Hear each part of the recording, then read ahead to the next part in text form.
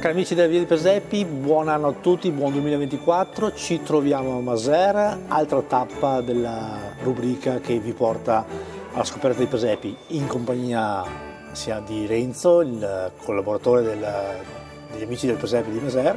Buon anno a te Renzo, raccontaci un attimino quello che sta succedendo qua dietro di noi come scena. Allora, innanzitutto un grazie a Luigi Mello che ci dà questa opportunità di far conoscere il nostro presepio. Siamo nella chiesa parrocchiale di Masera e anche quest'anno abbiamo allestito il presepio ormai tradizionale. L'idea è quella di rappresentare le scene della vita rurale che hanno vissuto i nostri nonni, i nostri bisnonni. Infatti possiamo vedere qua molti particolari che riproducono appunto queste scene di vita contadina di una volta. Questa è una buona opportunità sia per i più grandi che anche per i più piccini, in quanto chi ha già un'età un po' più avanzata può riscoprire quelli che erano i lavori che si facevano un tempo, mentre per i più piccoli possono scoprire quello che purtroppo al giorno d'oggi non vedono più, perché certe scene sono completamente sparite. Noi cerchiamo di dare questa possibilità di riscoprire appunto questi nostri ambienti, e così cerchiamo anche di riprodurli il più dettagliatamente possibile.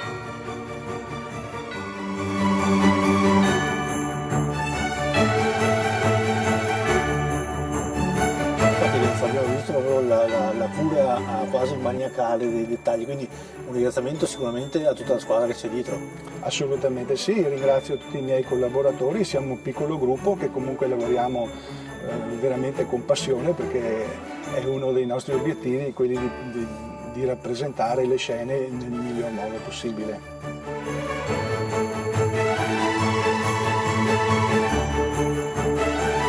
Renzo, il Capodanno è passato, l'anno nuovo è iniziato, però sicuramente il presepio durerà altri giorni, quindi diamo a tutti i telespettatori l'appuntamento, dove siamo, che orari e fino a quando. Allora, noi siamo qua nella chiesa parrocchiale di Masera, in via Calesella, e l'orario è sempre tutti i giorni dalle 3 del pomeriggio fino alle 6, fino all'8 gennaio, più dopo il sabato e domenica successivi 13 e 14.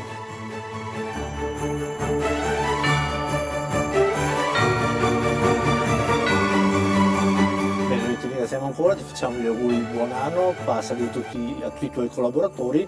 Noi vi diamo appuntamento alla prossima puntata, e se volete scoprire dove, non dovete fra l'altro che seguirci. Quindi buon anno a tutti da me e da Renzi e da tutti i suoi collaboratori, vi aspettiamo qui a Masera per questo bellissimo progetto. Tanti auguri a tutti, buon anno e arrivederci al prossimo anno.